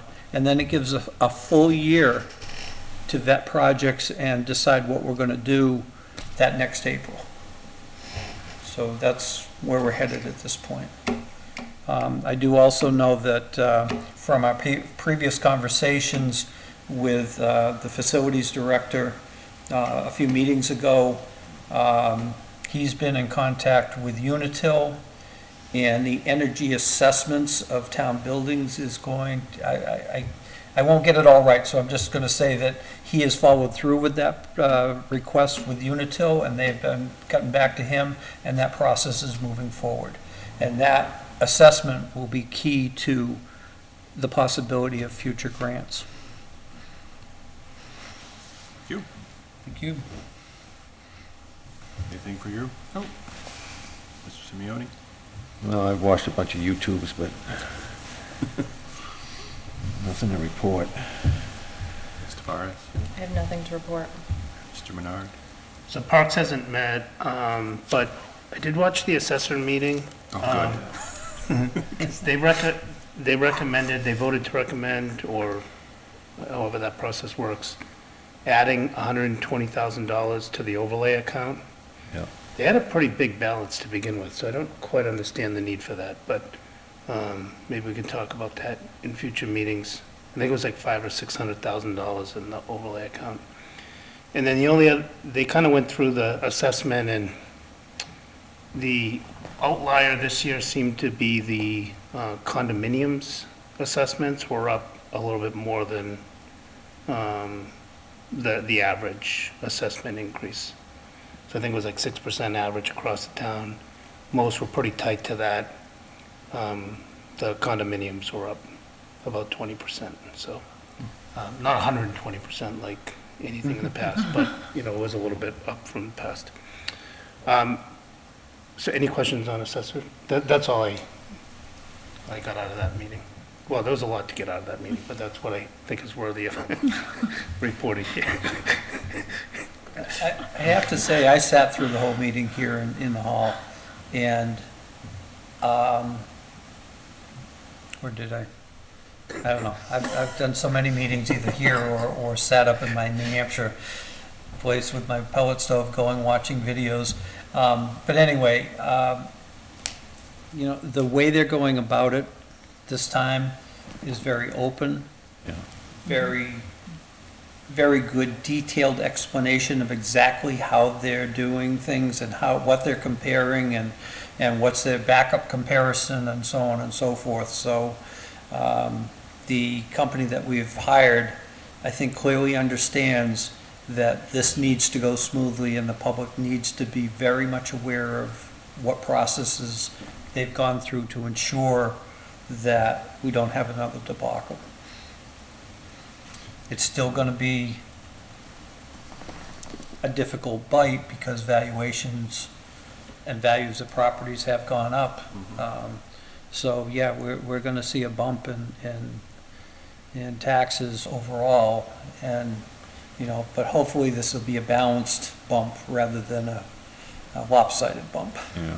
Well, I mean, if everything goes up 6%, then in essence, you're only going up by 2.5%. Right. Because it's a piece of the pie, so. Yeah. Have they mentioned anything about the remaining funds from what we transferred over? That was that 500,000 or That's the 600,000 overlay. overlay account. So the only people that can release those funds are the Board of Assessors. Right. That's correct. From my recollection, the plan was that once the abatements were all done, they were going to release the funds back.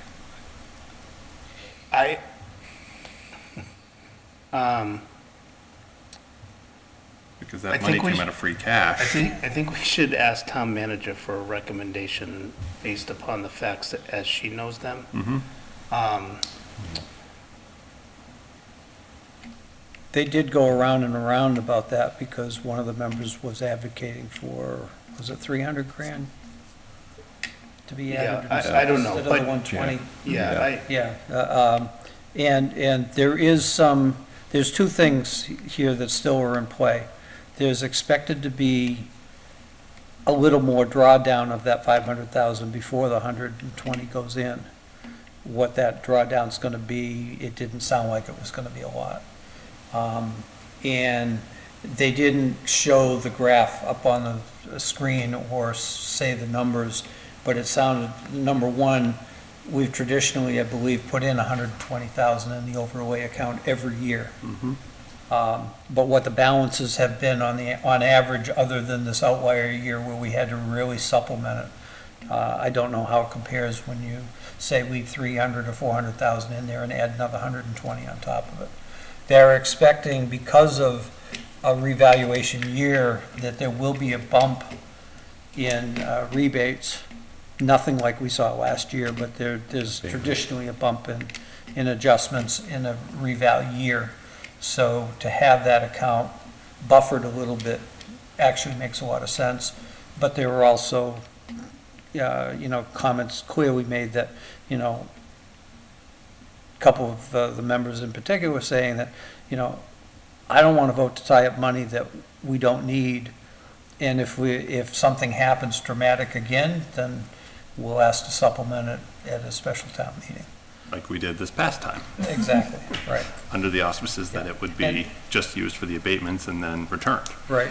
The other thing is that when the money was approved to be infused into the overlay account this year, the 1 point whatever it was, million, 1.5, I think, one of the options for the town side to recover that is at town meeting not to fund that $120 deposit. We do have that option. Yeah, and that's why I would ask for town manager's Right. assessment of Yeah. everything that was discussed at that meeting. I think there were a lot of people that were new to the process, formulating recommendations, and I can understand how confusing that whole process must be. Well, I'd be curious as well to get the final number, because if I remember correctly, it was somewhere between 1 and 1.1 million in abatements. I think if you watch it, I think it was somewhere 500 to 600K remaining so that would jive. So even less than. Because it was potentially. 200K to begin with. Right. Okay. So, I mean, that's an infusion that could go back into free cash in theory and prepare us for another rainy day like we did, like this. Yeah, okay. The other meeting I watched was the Cemetery Commission. Did you watch it? Okay, so nothing I want to report on that meeting per se, other than there was a question raised during it about the capital plan. So I did send off the presentation that we were given last meeting to the chair of that.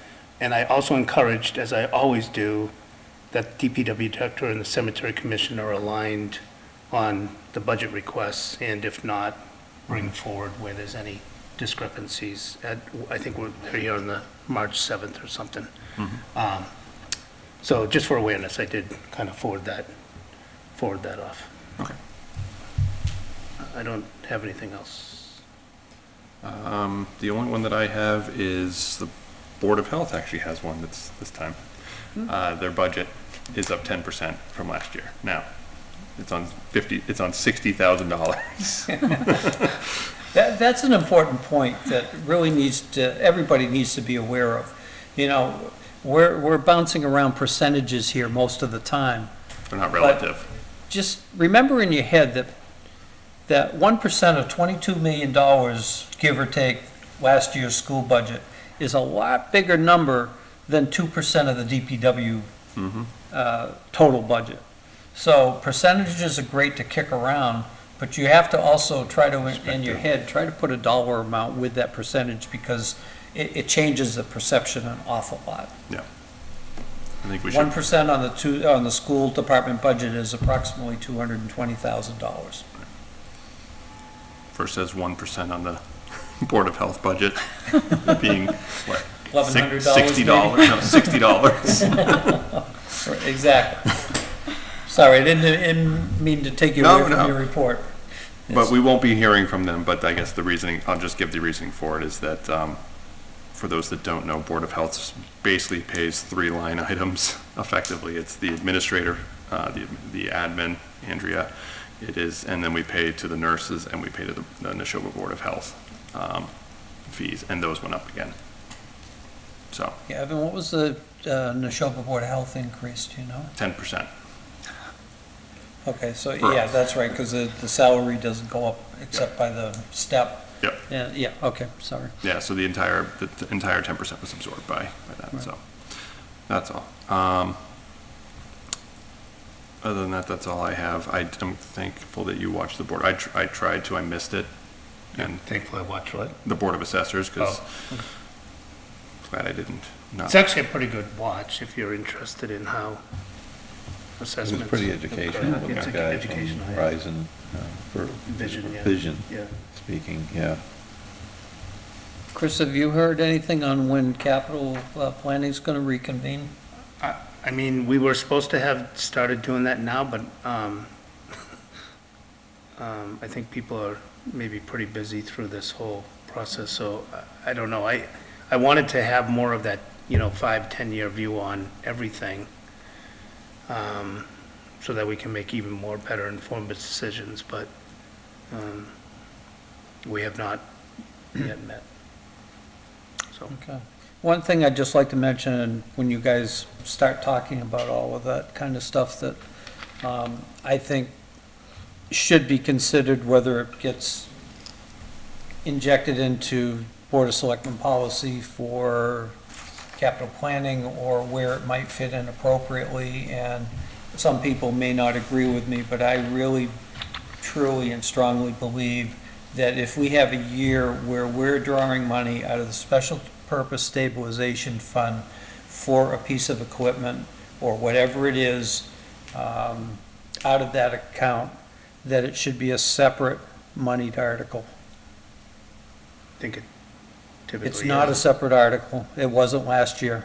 What it did was it forced the entire capital plan to be required to be passed by a 2/3 majority because we were taking it out of a Special Purpose Stabilization Fund.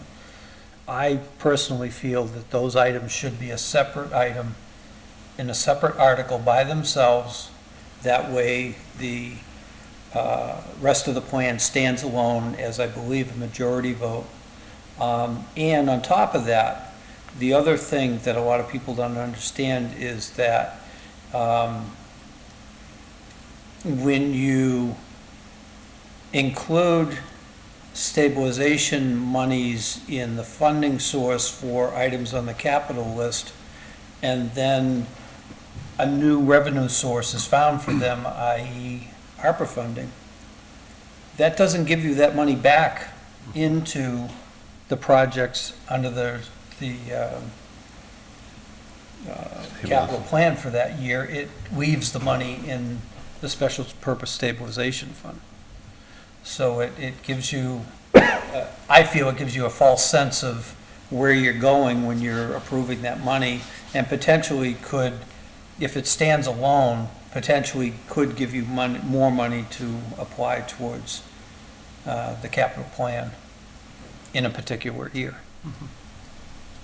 So I just throw that out there as something that might be kicked around as a practice that we might start doing. Thank you. Topics for future meetings. I have one for June, that's about it.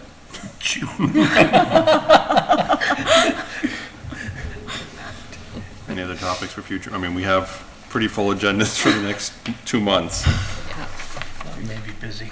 just a little bit. Upcoming meetings, so next week, the town manager is presenting her preliminary budget. That will be a big one to watch. I urge anybody who's watching 2 hours and 6 minutes into the into this meeting. I believe she will also be presenting to the select board 2 days prior. It's generally how she does it. So there's 2 opportunities to watch that one. I threw the 5-year financial forecast on there. I'm just continually moving that down until she's actually able to get that finished. The new finance director started on Monday, and I talked to the town manager on Wednesday, and she met him, and that was about it. Karen was in with him Monday, Tuesday, Wednesday, pretty much full time. So he's coming up to speed. So Shotgun style. exactly, yep. So I haven't invited him yet. I said I let her know that when she feels he's ready to talk to us, he's invited.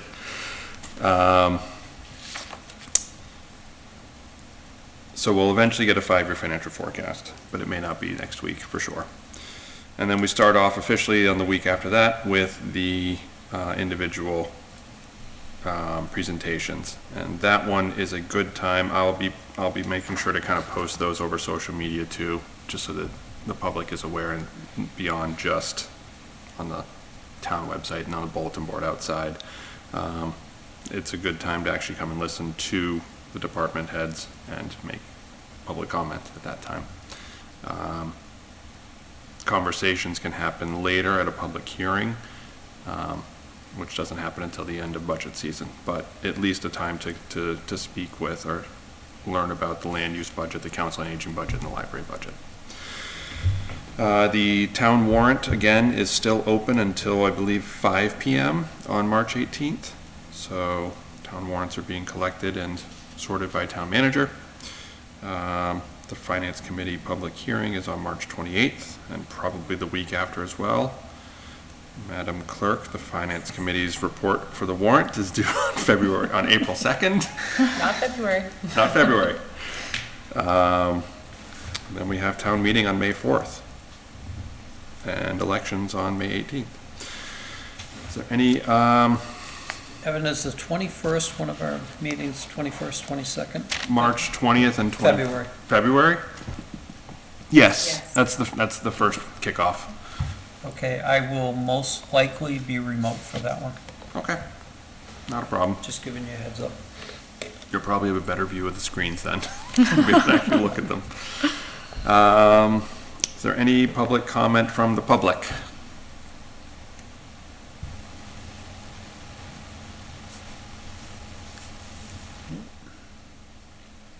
Seeing none, is there any public comment from the committee? No, I think, again, like I said earlier, the involvement with the younger generation in the town's processes, especially the budget process, is extremely exciting, and I'm hoping that they continue to be as excited as they were last night to be involved. It's true. The young vote was very important in the last election, Yep. presidential election. They could swing the town vote, so who knows? With that, is there a motion to adjourn? So moved. Second? Any discussion? Fantastic. Those in favor? Aye. Aye. Opposed? All right, it's 9:11 PM and we are adjourned. Thank you very much. Good night. Thank you.